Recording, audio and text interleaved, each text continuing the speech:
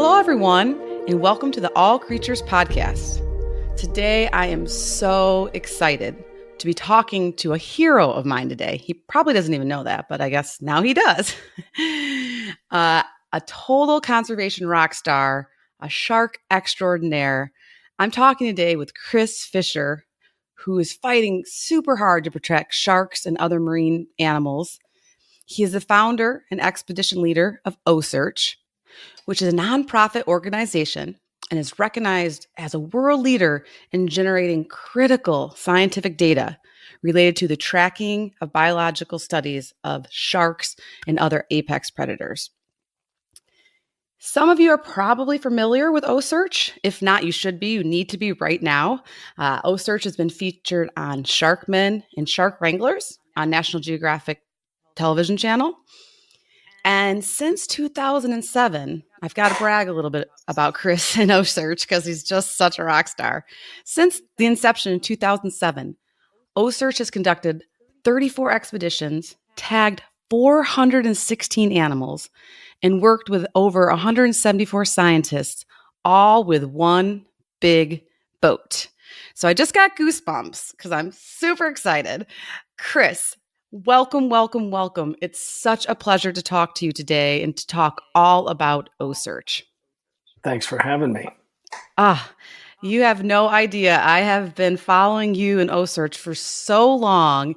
And when we started the podcast and we began doing interviews, this has been on my dream list for a long time today. So besides educating everybody about sharks and your OCEARCH research, I just get to learn and have a lot of fun myself today. This is a big dream come true.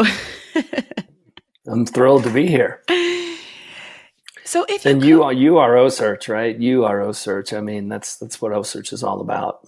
Yeah, you're right. They're definitely, we're all conservation heroes. Some of us have a bigger platform than others, but yeah, I'm definitely an OCEARCH fan and OCEARCH hero, and I follow a lot of the sharks and now sea turtles and sea lions, or seals, right? Both. Yeah. And so can you just give our listeners and myself a little bit of a background in how you got started? Yeah, sure. So, I mean, I grew up in Louisville, Kentucky, and I was that kid who was on the water every day after school, chasing fish and frogs around the woods, and really just fell in love with being on the water. and that was kind of my personal passion.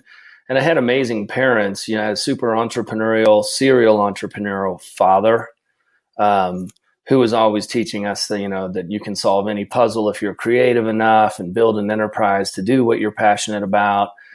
And a mother who really instilled a lot of service in our lives, where we would deliver Meals on Wheels on the weekends and things like that. So growing up in Kentucky, loving being on the water outside, with two amazing parents and three brothers and a sister. And really, that's where my passion for the water began.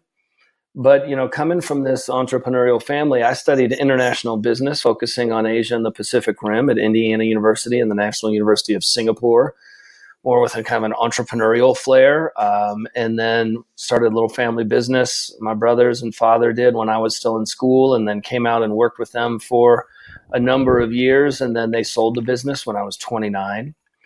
And that's really where my journey on the water began, because, I was so passionate about the water. I had to get a new job. I had to go back to work. I thought we were going to work at our little family business forever. And I decided to spend some time on the water. I had gotten moved out to California for our family business. And so I started doing a little fishing, like, what am I going to do with the rest of my life? And I would come back from spending time on the water and talk to my peers at the time who were in their late 20s and be like, hey, man, I saw some really beautiful things out there, but I saw some kind of scary things, whether it was garbage or ghost nets or whatever, and animals tangled up. And they were like, oh, whatever, let's go out and have dinner. And I was just like, wow, you seem so disconnected to the ocean, and I feel so connected. Yeah. Why is that? Mm-hmm. And for me, I reflected back and I thought a lot about growing up and watching Cousteau. I mean, Cousteau was pouring the world's oceans into people's lives at radical scale around the world, and people kind of were starting to connect and be aware of its challenges and what was going on. And I was like, oh, that's it. Cousteau had passed away. and that was over. And so for the people who didn't grow up with it, they didn't really have a vehicle that was pouring the world's oceans into their lives at a lot of scale. So I was young enough and dumb enough at the time. I just set a noble goal. Like, I don't know what I'm going to do, but I'm going to pour the world's oceans into people's lives at a scale unseen since Cousteau. That was the noble goal. That is awesome. Because I felt That's a good like goal. It's a big goal, though. Yeah, but I felt like if people weren't aware or plugged in or connected to what was going on in the ocean, how would they know how they could help make sure we leave a good ocean behind for our kids? So I felt like there was this huge awareness gap. And, the easy way for me to start was with a fishing show at the time, because that was my passion. So I started the show on ESPN Outdoors called Offshore Adventures. And that's where I met Captain Brett McBride 20 years ago, who came on board and ran the boat that we used in that show. And our journey on the ocean began there, and we're still on the water together. And we did that show for a number of years. And as we started working on the water, I joined the board of the Billfish Foundation and started to get reports from scientists about what they thought the billfish were doing. Where were they migrating? How were they moving? And it didn't really sync up with us with what we were seeing on the water. And then I learned also that the scientists at the time, they don't have any boats, they don't have any money, and oftentimes don't know how to catch what they study. And so while we were making the show, I started taking scientists with us, and we could really accelerate how many tags they put out. Because if they'd been trying to put, say, 10 tags out on black marlin, well, we might catch and release 20 of those a year. And they've been working at it for 5 years and have a couple. I was like, well, we can get these tags out for you. So I started, it didn't cost any more money to put the scientist on the boat we were already paying for to make the show. And so I really got into this kind of making business and doing good at the same time, kind of the social entrepreneurial aspect of it. And I really got into accelerating the rate of learning and bringing full-time watermen together with scientists so we could learn faster. And that began to evolve during Offshore Adventures, and we started helping more and more scientists. And around 2005, they all started complaining about the sharks. And I was like, what's the shark deal? I don't know. When you're catching and releasing big black marlin and blue marlin and yellowfin tuna and wahoo and other things, you don't. The only people who go shark fishing are people who don't know how to catch fish. You know what I mean? It was not like a sexy thing for us at all. It was like a downgrade. Right. But the scientists started saying things like, well, if we don't get these big sharks moving right, our kids aren't going to eat fish sandwiches. There's not going to be lobster rolls. They are the balance keepers. And then they're gone. The second tier of the food chain explodes, and it wipes out all the stuff that we need to grow up for us to eat and for future generations to eat. And they're down to 9% of their historic population due to shark fin soup in Asia. And so I said, well, can't we manage those big sharks back like we are, helping you learn about the life of this black marlin or striped marlin? And they're like, no, they're so big, we've never been able to catch them and have safe access to them, so we can leverage the latest technology to understand where they're mating and when they're mating and their full migratory range, where they give birth, where's the babies, where's the nursery. We don't have the pieces of the puzzle to manage them back. And I was just like, but you just said no big sharks, no fish sandwiches. They're like, yeah. And I said, well, I guess we better do that. It must be done. It sounds like it must be done. Yeah. And I want my kids, I love fish sandwiches, and I want my grandkids to eat fish sandwiches. I love fish sandwiches as well. Yeah. And so that's really where the beginning of OCEARCH occurred. I mean, I'm not a shark guy. I'm an ocean guy. I'm an abundance person. I want the ocean to be full of life for future generations. It's just that I quickly began to learn that the path to abundance goes through these large sharks. And we pivoted at that time in 2007. And that is when we just started to try to focus our sole effort on capturing large things for the science community that they had not had safe access to, so we could leverage the latest technology and solve the puzzle of the lives of these animals that are so fundamentally important to future abundance. And so it kind of evolved out of just a passion for the water. And I never would have dreamed that it would have become what it's become. I mean, because all along, all we were trying to do was just help scientists and include people in the journey and share it.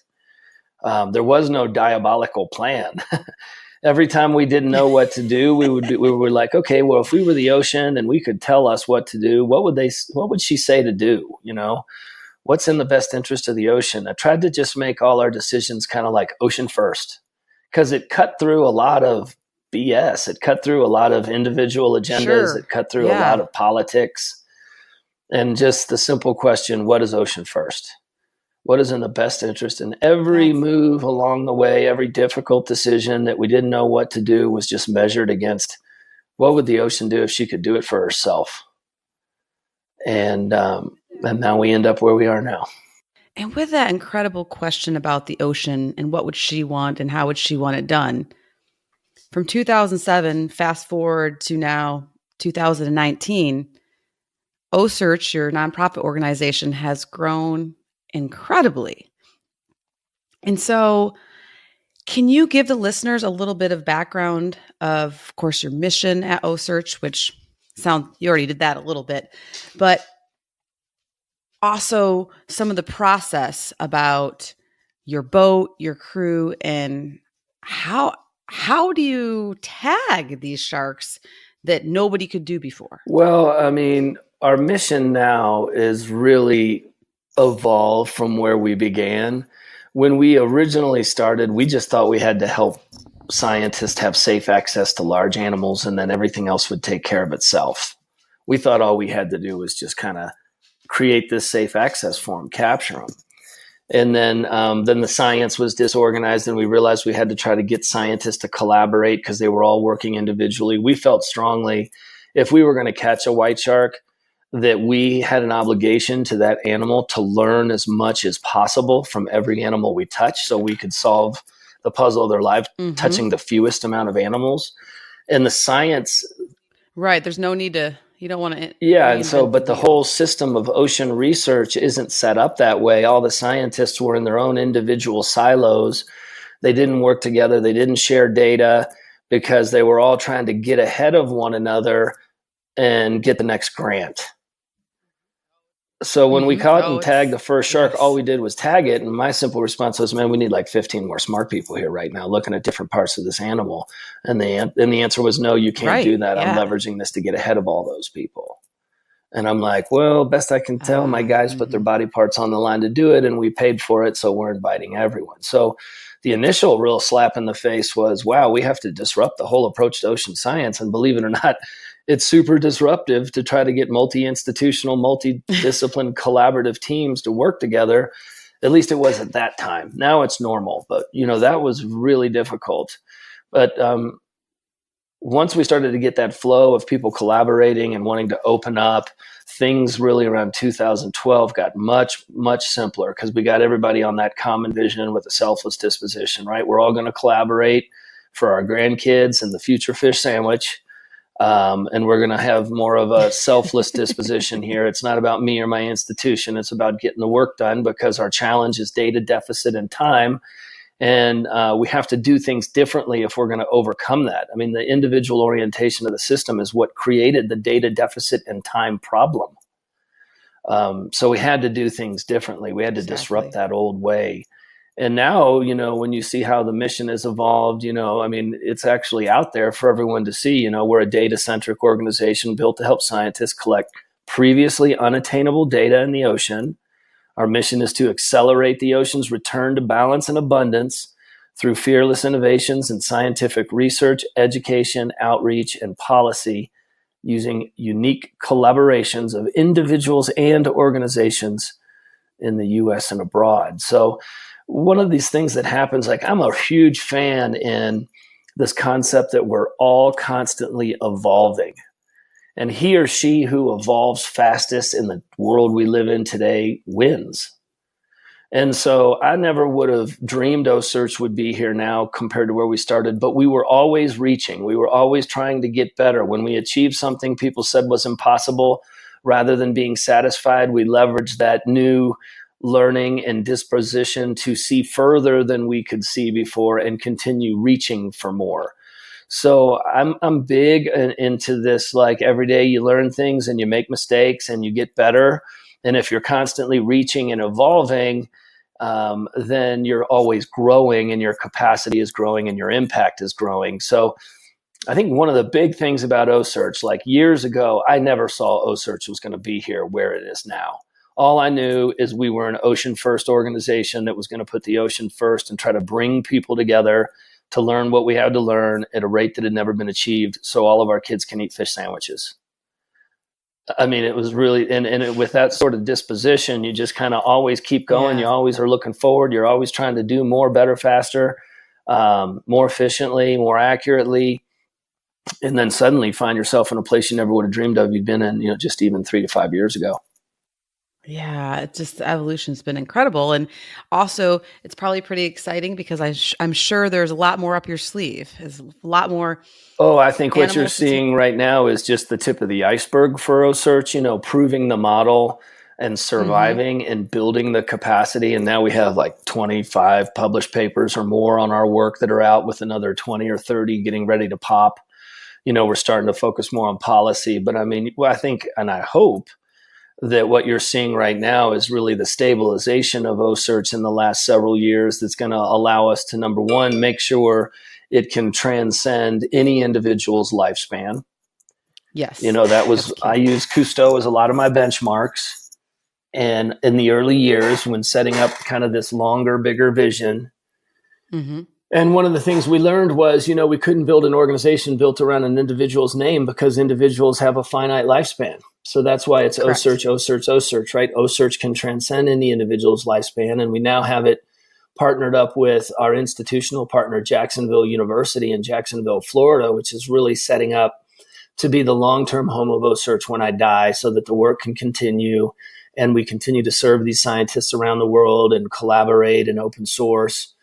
And so that is one of the things I'm very focused on now, because I feel like we're in that phase now where it's no longer surviving. I mean, the last 10 years, 15 years, and where we've come to over that period of time, in theory, should be far more difficult than where we want to go in the next 20, which is, building this out so becomes a global ocean movement, having a global fleet around the world that's all open sourced and brought into one hub, so the world can see the science that's going on, that's fundamentally important to the future, and being proud of the ocean we leave our kids, and they know how they can live their lives and are aware to minimize their impact on the ocean and its abundance, so that they're doing their individual part to make sure their kid has a good place to live in the future, and kind of create so much awareness that we have that individual accountability, because we believe an abundant future is going to take all of us. And that's another reason to be open sourcing. And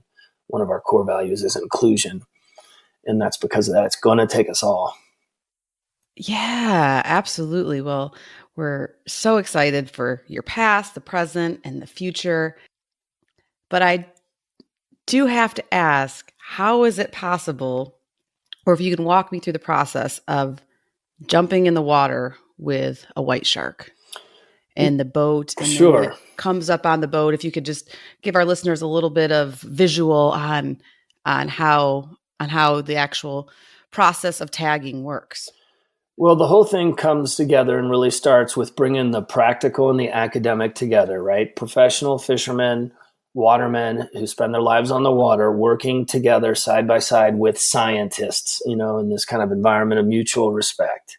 And when we move into an area and we begin working where there's white sharks, sometimes we're in parts of the world where there is nobody knows, they just see them in a certain area, and that's more difficult. And sometimes we're in parts of the world where there's cage diving, which makes it real easy because they know where at least the sharks are for some of the time. And we'll go into that area, and we use a single hook and line, and it's a rope with cable and a hook. There is no rod and reel big enough to capture these animals in a timely manner that doesn't put too much stress on them. So we hand line all Hmm. these animals. When they pick up a bait, we'll be out in our little 30-foot center console contender, and a shark will pick up a bait, and we will fight that shark with our hands and really try to get the boat in front of the shark. If we can get our boat in front of the shark, sharks don't have reverse. And if you can get in front of them and put a lot of pressure on them, they can't really turn, and they'll Okay. choose to give up. They have a condition called learned helplessness. I would actually say to you, when we started our work, we caught sharks. Now we quickly train sharks. It's more like teaching a dog how to heel than catching a fish. Because, I mean, in our early days, if we caught a 4,000-pound shark, it might take us 3 hours to get it into the lift. Now we'll get it in 30 minutes. It's clearly chosen to give up. We'll catch a Gotcha. Cool. 1,000-pound shark in 6 minutes, right? So these animals Wow. aren't tired. They've chosen to No. give up. So Once we get control of them with the contender and we're walking them back to the lift, and there's buoys in front of them so they can't dive under the lift, we swing them into the lift. And then the one person that does jump into the water is Captain Brett, does that for me. He jumps off the contender into the lift, 30 feet in front of the shark or so that he can take the line that's attached to the shark and walk over and make sure that the shark swims into the cradle. Because otherwise they can just swim around the outside of it. So you have to change that point from which you're pulling the animal in. So he jumps across with the line, puts it over a post that's mounted in the cradle, and that changes the direction from which we're pulling the shark and pulls it right into the cradle. Then the cradle is basically a big pallet that can pick up 75,000 pounds out of the water. You can pick up a 50-foot boat with that lift and put it on the deck of the ship. We've built a fence around it, for lack of a better term. We swing the shark in there, and then we slowly pick the shark up out of the water. And then when the shark comes out of the water, 2 hoses go in the mouths of large sharks for their gills, one on either side. If it's a smaller shark, it gets 1 hose. And then a whole team of researchers comes down, and we'll conduct 17 research projects on the animal in about 15 minutes. First thing we do is we'll get a blood draw so we can check the animal's stress levels in real time and understand how the animal's doing. And also we get all sorts of other information, like if a female has elevated hormones and she could be ready to mate, and all sorts of general health assessment information from the diet. We're testing now with blood for all sorts of toxins in the water like mercury. And then when that happens, people then proceed to we put 3 tags on every shark. We put an internal acoustic tag on it, a pop-off tag for dive profile and temperature data, and then the spot tag on its fin so that we can track it. While that's occurring, there's an ultrasound being done on the shark. If it's a male, we're trying to get a semen sample. We get fecal samples from all of them. We're getting the bacteria off the skin of the sharks because we're in the midst of antibiotic development around the bacteria for humans. We're finding a lot of bacteria on these sharks seem to create antibiotics that's very effective against things like staph and MRSA. Wow. We're getting tissue samples from the shark so we can understand its diet in more detail. And also there's some cutting edge stuff with tissue samples you can do that may or may not be able to help you understand reproductive cycles. There's so much that we do. We're doing a whole study on their eyeballs. So we take photographs of their eyeballs. We get the bacteria off their teeth, tongue, and gums, and we test that against antibiotics in the communities in which we're living. So if there is a shark incident, they know what antibiotic to use right away, because most of the damage that comes from shark is from infection later. And if you don't go to the right antibiotic right away, it can become a runaway infection and cause loss of limb or life. And so like this next expedition in Nantucket, we have a dedicated project getting bacteria off the teeth, tongue, and gums of those sharks in Nantucket, and we're working with the local Nantucket emergency services so that they have the right antibiotics on hand if they have an incident there. So there's this kind of suite of programs going on, that some of which are for solving the life history puzzle of the white shark. Where and when is it mating? Where is it migrating? Where does it give birth? Where are the baby sharks? What's the nursery? How do they move through it? And then in parallel, there's some biomedical work going on to try to improve the quality of life for all of mankind as well. And yes, Chris, a lot of your research has already found or learned groundbreaking things about the white shark, right? Can you share some of that information about how they migrate and some of these nurseries? Sure. I mean, first of all, we're establishing the baseline of their movements. For the first time ever, we have their full migratory range, so we know how to manage them and where they travel. And that will be used in the future to be compared against future migratory ranges to see if anything like climate change is affecting their movements in their range. So within that, I mean, when we started doing this work back in 2007, suddenly you're tracking a white shark for 5 years. Well, that never happened before. Right. And so we started to see the 1-year migratory loop of the male, the 2-year migratory loop of the female. We had the females start leading us to their birthing sites for the first time. Then we went to the birthing sites and we tagged the baby white sharks, and they defined the nursery. And so we're able to see where they live the first years of their lives, and then as they mature, how that migratory range changes. And, if you just zero in here on the northeastern United States or in the Northwest Atlantic, where we're working now between Atlantic Canada and Florida, what have we learned since 2012? Well, we knew we had some sharks up in Massachusetts and gathering in the fall. Those sharks led us down to Northeast Florida. We tagged a shark there that led us to Newfoundland. And we started to see this thing develop. We've got 43 sharks tagged in the Northwest Atlantic. And we've started to see these two separate fall aggregations, one in Nova Scotia, one off the northeastern United States. We found at least one berthing area off the New York, New Jersey bight right on the south shore of Long Island. So some of these sharks are mating in Nantucket and giving birth in the Hamptons. So they got that highbrow lifestyle. And I was going to say, they've figured a lot out. Well, they've been around a couple 100 million years. People in life. Yeah, that's right. And then the baby sharks are born there in the New York, New Jersey bight. They stay there until the winter sets in and it cools off and they slide south. And in the first year of their life, they're sliding south as far south as South Carolina, all coastal movements. And then when the water starts to get hot again in the next summer, they move back up to that New York, New Jersey bight. They're up there eating all the menhaden. There's a lot of life in there, and mackerel and squid. And so we're seeing these two separate fall aggregations in the Northwest Atlantic, similar to what we saw in the Pacific. We found at least one berthing area. We're still trying to understand, and this Nova Scotian science is emerging so fast because so many more sharks. Once we went up there for the first time last September, we tagged 6 sharks for the first time up there with spot tags. And they showed us that they came down and they mixed with all of the Massachusetts white sharks. So many people are familiar with the White Shark Cafe out in the Pacific or the shared offshore foraging area out there. Our White Shark Cafe in the Atlantic is the southeastern United States bight between Cape Canaveral, Florida, and Cape Hatteras, North Carolina. The Gulf Stream pins a cool body water in against the beach, and they're all milled around in this massive area in pursuit of a lot of the different fish runs and whale berthing and various other food sources they have there where they overwinter.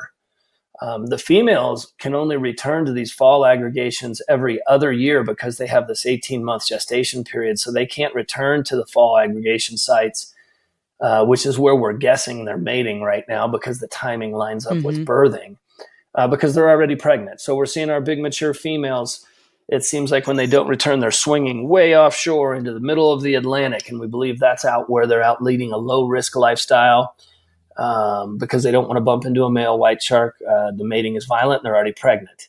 And they sit out there while they gestate, and then about 18 months after they left their fall aggregation, they make a run into the beach. And the only one we were able to clearly see was when Mary Lee did that up into the New York, New Jersey bight, which is what led us to going up there. I followed Mary Lee. She was actually my first introduction to OCEARCH. Yeah, and Mary Lee was a transformational shark for OCEARCH, and quite frankly, she probably saved OCEARCH.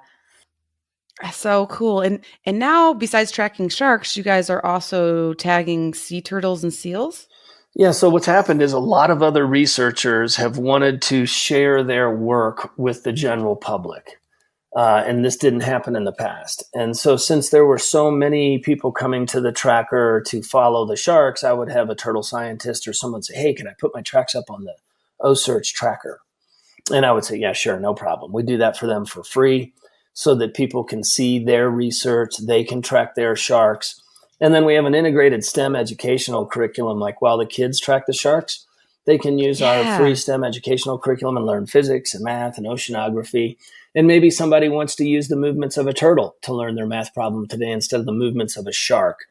And also it allows you to see the system coming together, right? When we get the tracker populated, if you can visualize in the future where you have sharks and sea lions and seals, whales, turtles, we understand our historic fish migrations, and we overlap that, people will be able to see the ocean system collide.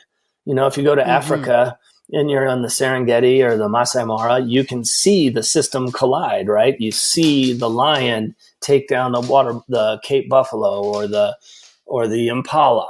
Well, we don't get to see that in the ocean. So if we can get the tracking right, we can start to allow people to see how the system works together.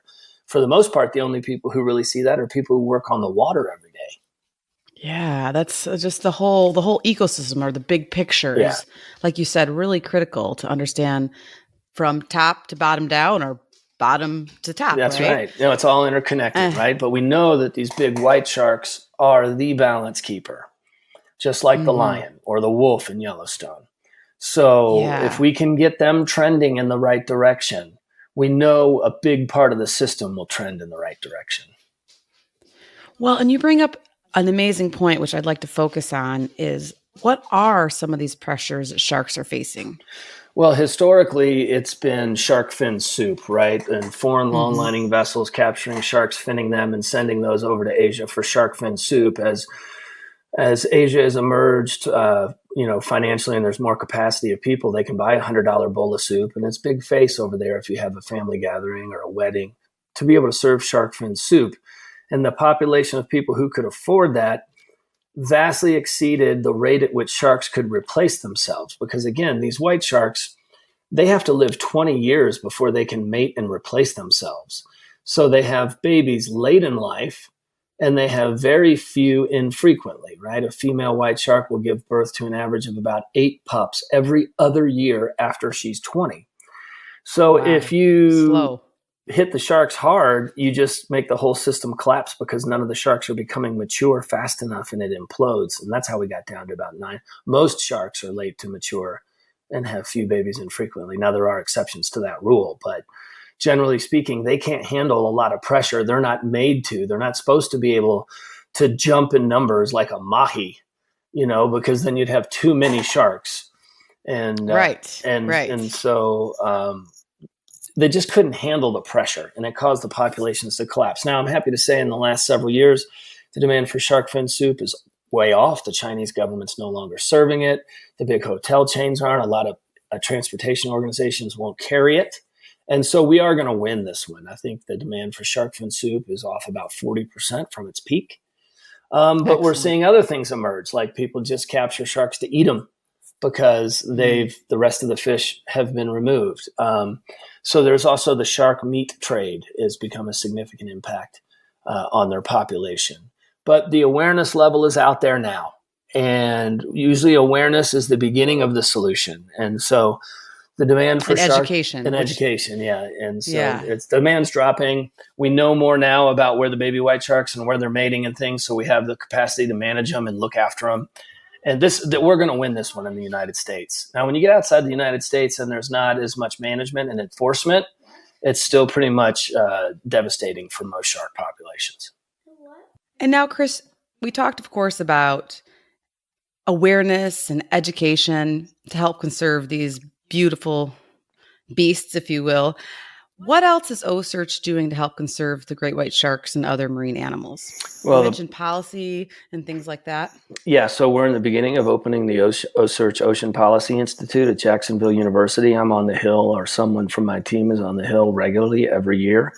When we bring a lot of Wow. the staffers of the congressmen and senators out on our ship, as well as the members of both houses. And right now, we are really becoming, I think, a centrist, data-oriented advisor to a lot of policymakers, because so much of the policy that comes across their desks has, tilted with an agenda or an angle.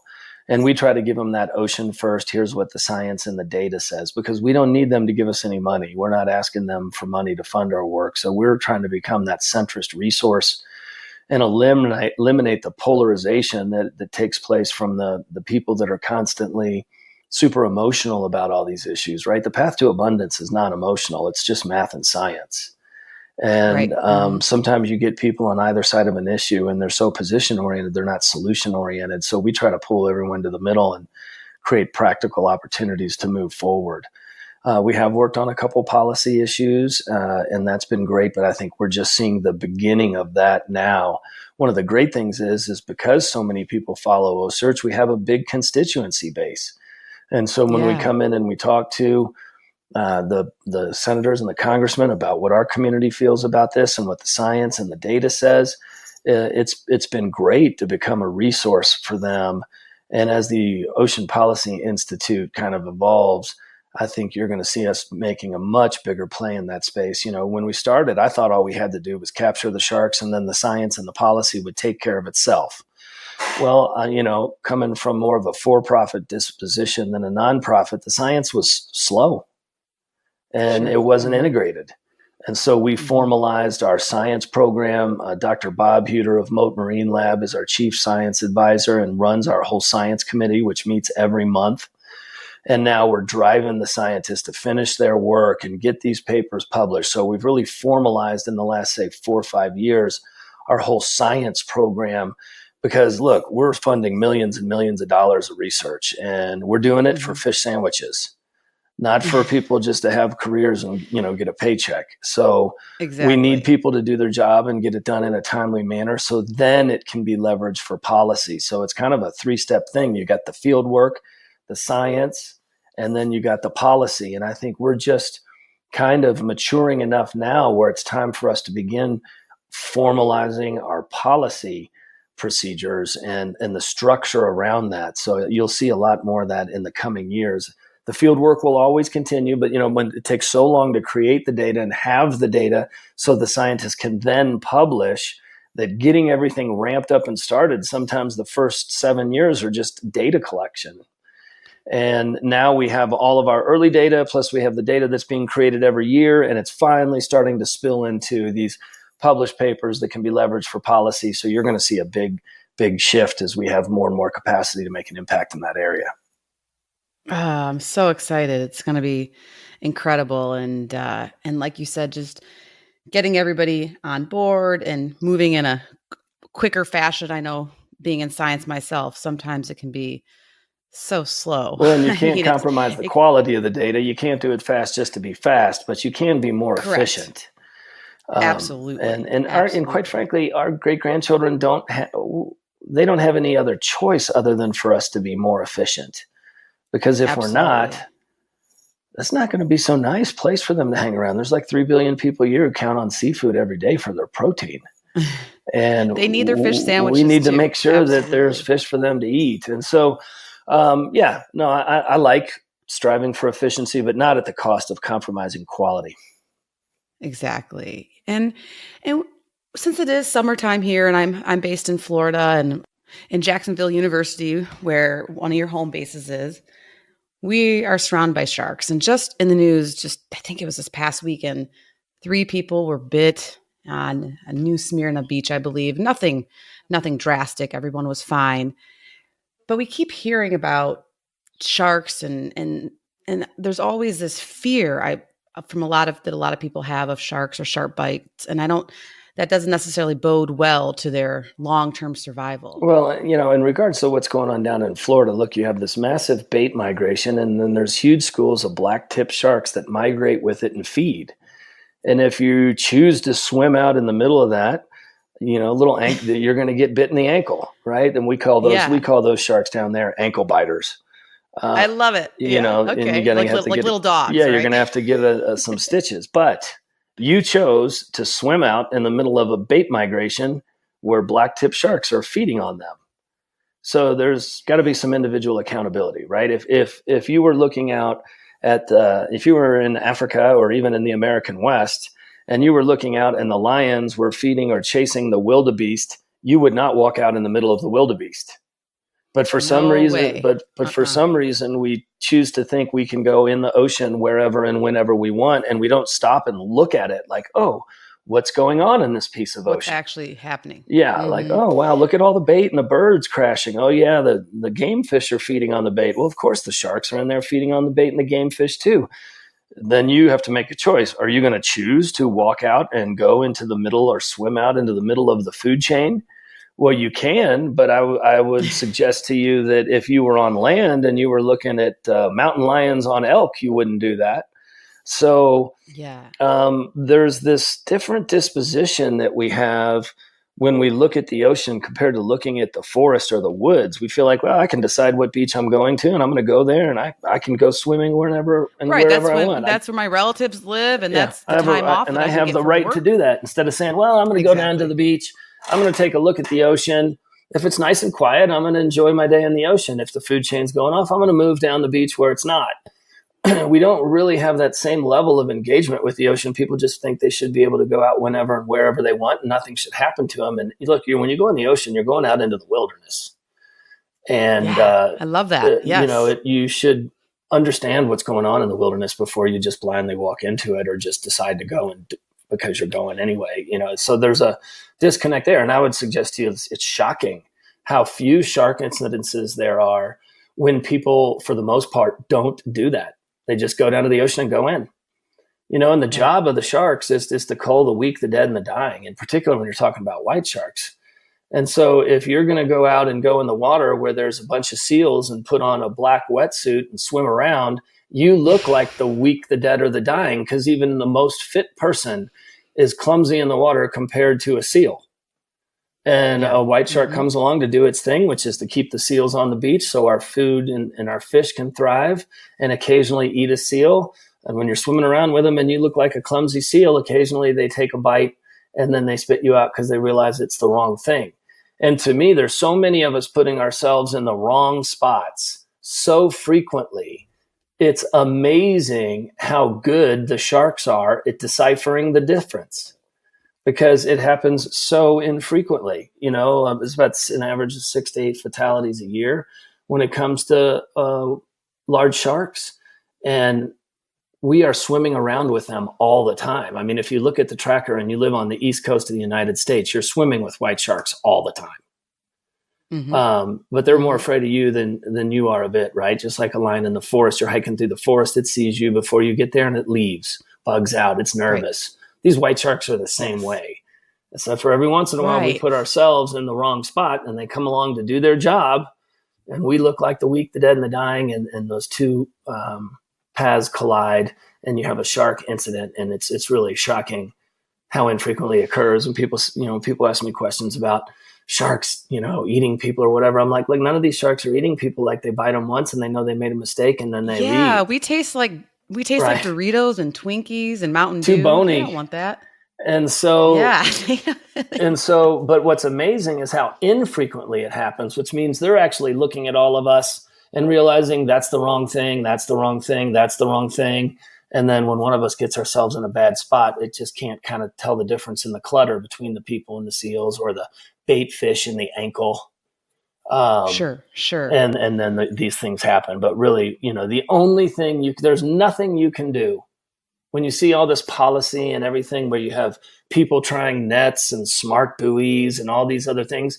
The odds of a shark attack are like 1 in 13 million. So yes, if you understand the law of diminishing returns, which I'm sure you do as an educator, the amount of effort or capital required to make it 1 in 13 million and 1 is astronomical, because the odds are already so low. It's so unlikely that it will occur that to make it less likely is almost impossible. Lower, right. And so the only thing that can be done is for people to stop and take a look at the ocean before they go in.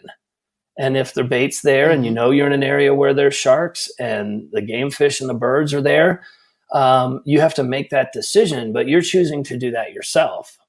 And that's the only way you can slightly affect it. There's no drum line or net or anything that is going to reduce the odds from already such a low level. And it's interesting to me as humans, how difficult it is for people to come to grips with the fact that no one else can do something for me. I'm the only one who can reduce my own likelihood of an incident by getting to know the environment that I'm going into and looking at it and making smart choices. Everybody wants everyone else to fix their problems. It's like, no, man, this one's on you. Like, you got to take a look at it. You got to think about what you're doing, and you got to accept the risk and then go enjoy it. And I would suggest the odds are so low, do it. I mean, if you measured if you measured that level of risk against anything else you have in your life, you would immediately get rid of your dog. A couple hundred people a year die from dogs. You would never go on a farm. Cows. Yeah, you would get all cattle. Cows and horses. Never get on a bicycle. You'd never cross the street. You'd never leave your house. You'd never take a selfie. 20 people a year die taking selfies. 400 people a year die from defective toasters. So if you're afraid of sharks when there's 6 fatalities, in theory, you should be terrified to make toast, right? So it's you can only really sum it all up that it's an irrational fear that doesn't statistically exist. But I do understand that it strikes the center of us all. It strikes the core of our survival instinct. And that's what gives our feelings such a unproportional weight to the reality of what's going on around us. Absolutely. No, I work with horses, and I know that I have a much more higher incident of getting harmed by a horse, death by a horse, than ever swimming in the ocean. And I think it's really important that educators, ocean educators, help make that really clear, because it can be hard sometimes to fight against media or the sensationalism and things like that. Well, yeah, and sometimes you can say real simple things like, look, if sharks wanted to eat people, 10,000 people a day be eaten. Exactly. Yeah. They just swim around the beach and slurp up Gobble people. them up. Mm-hmm. So, I mean, obviously that's not occurring. No. So yeah. And I always like to teach people too. It's like, I think we taste really gross. I mean, think about some we're of not fatty enough, too bony. Yeah. And so for people that are anti-shark, I'm not one of them by any stretch of the imagination. I love the oceans and I love every creature in there. But how do you get people excited about sharks that either fear them or don't think that they're worth conserving? No, two things. I mean, the big thing we did to really shift the tone of the conversation around sharks is give the sharks a voice, right? So the sharks, you can tweet these sharks, they'll tweet back, and you can learn about their lives. Awesome. And you can see where they are. So people are now engaging with these sharks all the time. They see on the tracker, we're all swimming with them. Nothing's happening for the most part. And that's been a huge thing to kind of undo everything Jaws did, shift the tone of the conversation around the sharks. So people can see that, they're around us all the time. We're all swimming with them, and not for the most part, nothing's happening. And secondly, go ahead. Is to come to grips with the fact that if the sharks don't thrive, your grandkid's not going to eat any seafood. So if you want people to be able to eat in the future, you need to respect the shark and look after the shark. We need to be loving up on these big sharks the same way we love up on our big cats. I love it. I mean, they have the same role in the ecosystem. They are the big cat of the ocean. And so a couple little things should be able to help you get that. Now, sometimes people hear that and they say, well, I'm still scared to death. Well, it's like, it's okay. Well, you can't rationally overcome the emotional fear with the data that's been presented to you. And that's fine. That's cool. And then you can still say, well, I'm afraid of sharks, but I understand if we don't get the shark thing right, our kids aren't going to eat food. And so for that reason, I'm going to make whatever water usage decisions I'm going to make. But I definitely want my kids to be able to eat food. So that's kind of the main thing. It's all overblown. And I think the other thing that's happened with the sharks having a voice and open sourcing the tracker is that there's all these articles in newspapers when big white sharks are pinging off beaches and moving along the coast. And then you have a story about a shark, and the question is, what is the shark doing? Is it pregnant? Could it be mating? Is it a baby shark? And then there's all these conversations going on that don't have anything to do with a shark interaction or a shark incident. Mm-hmm. So then when there is a shark incident, you have thousands of news stories about sharks and one shark incident story, and it puts the life of the shark in better perspective. Yeah. Because it used to be when we couldn't track them and we didn't know where they were, the only story that came out was the shark incident or shark attack story. And now that's dwarfed by thousands of stories that have nothing to do with that. Yeah, definitely. And how can the average person help conserve sharks or get involved with some of the amazing resources OCEARCH makes available? Well, there's multiple different answers to this question. First thing, which may not sound like it makes sense to you, is you got to knock off the single-use plastics. Okay. There's so much, the plastic problem in the ocean is far worse than even people think today, even though there's great awareness. We've been working on a Kick Plastic campaign going back to 2010. And in the last, 3 years or so, everyone's starting to get the whole plastics problem, and that's great. But we're seeing plastics in the fish. We are eating plastic, and it's all coming from us because it's going out into the ocean, it's getting consumed in the food chain, and then ultimately when we eat a fish or something, it's consumed by us. And the sharks are eating the fish that are full of plastics, and it's impacting their lives. It's impacting our whales. Our whales are dying because they're full of plastic instead of food. So we got to get rid of the plastic bags, the single-use plastics. That's just kind of a no-brainer. When historically, 100 years, when they look back at us, they're not going to believe this whole plastic thing even existed. It is a far worse crisis than you can imagine. Secondly, for all the ladies out there who are using makeups, make sure there's no squalene in your makeups. They get squalene by killing sharks, and squalene is a very big product in the cosmetic industry. So A lot of people are contributing to sharks being taken, and they don't even know it through the purchase of various types of makeup and cosmetics. Thirdly, and I think this is the most powerful thing we can all do, we're entering this era of conscious capitalism. When you go out and buy your everyday goods, know who you're buying from. Only buy from companies that are making business and doing good at the same time. And then you become a lifelong philanthropist while you're buying your everyday goods. And what that does is that forces the companies to make business and do good at the same time if they want to compete with the ones that are already doing that. So there's a lot of companies doing it now, and they're winning. Right? Absolutely. Because people want to know, like, oh, I need a pair of sunglasses for the ocean. I'm going to buy a pair of sunglasses that for someone who's making sure the ocean's full of life down the road. Or I need a cooler to go out on my boat, or go to the beach. I'm going to buy it from a company that's doing good for the ocean because I need the cooler anyway. Right. And that could also be just a company who is doing something good for people who are homeless or people who are hungry or a medical research. Conscious capitalism is the way we are going to leverage every company in the world and make it in their best business interest to create a wonderful future for our planet and our kids by understanding who we give our money to every day. Yep. Can you imagine if we had the capacity of the Fortune 5,000 making business for our everyday needs while they are making sure the planet is a better place in some area or another? Otherwise, we are not going to purchase from them. Mm-hmm. Yep. And that is, and with connectivity today, you can look on your phone in 2 minutes and find out who you're getting ready to buy from if they're doing anything good for the planet or people. And it's not a difficult thing to figure out. No, absolutely. So I really believe in conscious capitalism. I believe, you see, we're entering the era of cause marketing.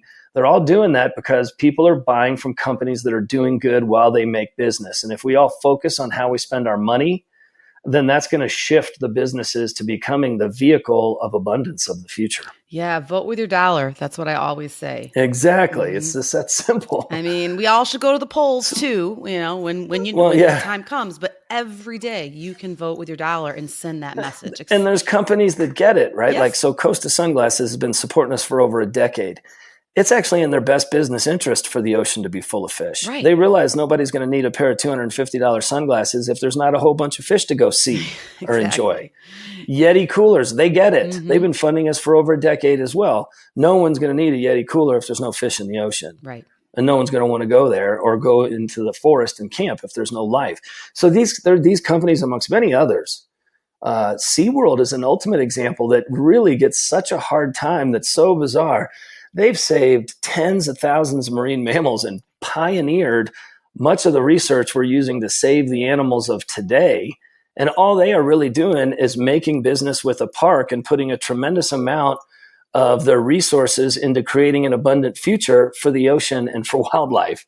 And so these companies that are making business and doing good at the same time, if we all vote with our dollar that way, more companies are going to do it. We're going to have more capacity to learn faster and affect change sooner, and our kids are going to eat fish sandwiches. I love it. I really think that conscious capitalism ultimately over the next decade and all this cause marketing you're seeing is really going to be the solution because it's going to radically increase the capacity to affect change. Yeah, no, definitely.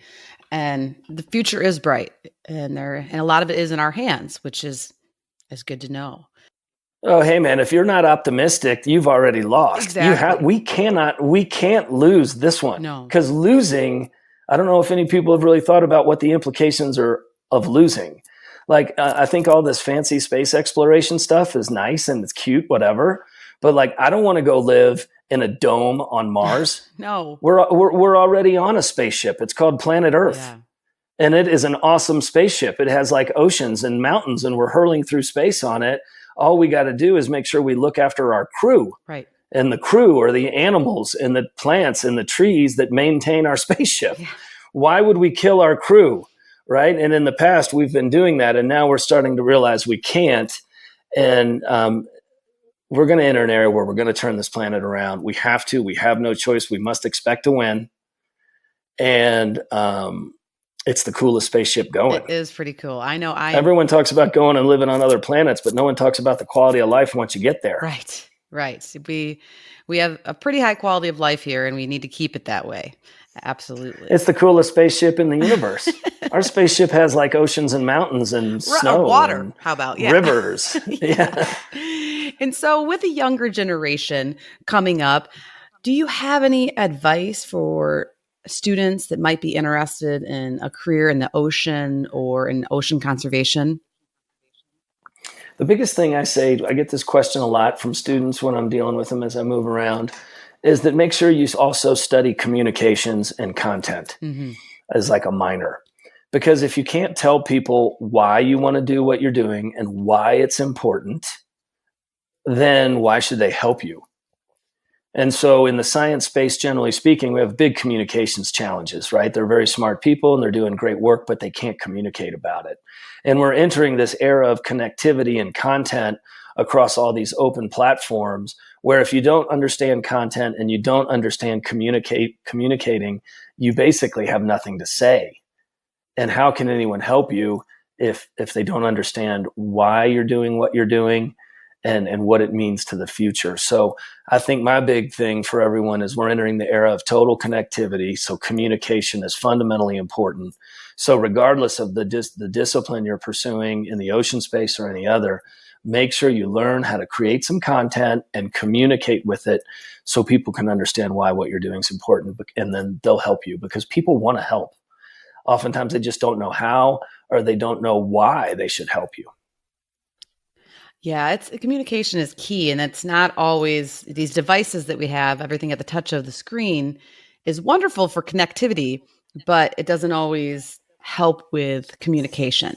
And so I do think that's a really big key in being involved in science and learning how a lot of us are just awful communicators. It's been really eye-opening for me to be able to talk about science in one sentence of what you want to do. Yeah, and the world's changed, right? Mm-hmm. Yeah, the world's changed. It used to be you could operate in a silo and make a science paper, would come out in some journal, and then maybe someone would pursue it in policy. But now the whole world can be anywhere, anytime, in real time. And so you got to bring everybody into that world so that they're aware and they care and they understand what to do. Yeah. So it's a really exciting time to be alive. OCEARCH could not exist as it does today if I tried to pull it off before the era of connectivity. Right. We wouldn't be funded. Yeah, absolutely. And definitely speaking of connectivity, for all of our listeners out there, you can definitely learn so much more about Chris and his team and the fantastic work that they do at OCEARCH.org. And that is with a C. So it's OCEARCH. And we're going to, of course, put up a nice bio and a lot of links on our show notes for you to connect to on our website at allcreaturespod.com. And of course, OCEARCH is on Facebook. Got to follow them on Instagram. Wonderful pictures, great stories, and it'll help you stay connected with all the cool work that they're doing and fabulous photos. And you can, don't forget, you can tweet the sharks. And you can tweet absolutely. You can tweet the sharks and too. The scientists, all of us. And they respond, which is just that's right. So much fun. I haven't done that, so I'm going to do that as well. And then you also have a tracker app as well, right? Yeah, you can go to OCEARCH.org on any device. And you can track all the sharks and see all the sharks and turtles and seals and everything pinging in real time and where they are. And it's become great for people to learn. And that's what's integrated into the STEM educational curriculum. And also actually public safety management around the world is using it because when sharks ping on beaches, then they know. Yeah, awesome. Well, Chris, it has been such an honor and a pleasure talking to you today. I have one last question. Lay it on me. Are you hiring? Hey, you already are OCEARCH. OCEARCH is so open sourced and inclusive that, the actual number of people that work at OCEARCH is only like a half dozen people. Right, yeah. And then we got another half dozen on the ship that run the ship and move it around to capture sharks for the scientists. And then all the scientists come from all the different institutions and we bring them together. So it's really a big open inclusive organization that's just kind of come together on a common mission. And so you already are. Oh, I'm already hired. I'm going to put it on my resume. That's awesome. And I might come bother you and your team in Jacksonville sometime. So we'll anytime, come out on an expedition with us. We do an expedition out of Jacksonville. We'll be doing one next year in February or March. Oh my gosh, my heart's racing 100 beats a minute. That is awesome. I will definitely be in touch, and we're gonna keep following you guys and learning more about ocean and spreading the message on how to save oceans, how to reduce our plastic consumption, and of course, how to conserve apex predators like the great white and tiger sharks and other things like that. So thank you for your time, Chris. I look forward to future conversations, and I appreciate all the work your staff does to get this message out there. It's just incredible. It's been an incredible interview. I thank you from the bottom of my heart. Well, it's a privilege to be able to do it. I look forward to next time. And one final bonus question. Do you know where the word OCEARCH comes from? Ooh. You stumped the chump. Well, there's ocean research. It's ocean and research pushed together. I love it. All right. Yes. It took me a second, but it's a gorgeous name, and it's an amazing mission, and you're doing incredible work. So keep it up, and I look forward to keeping this conversation going. Thanks for having me. Thank you.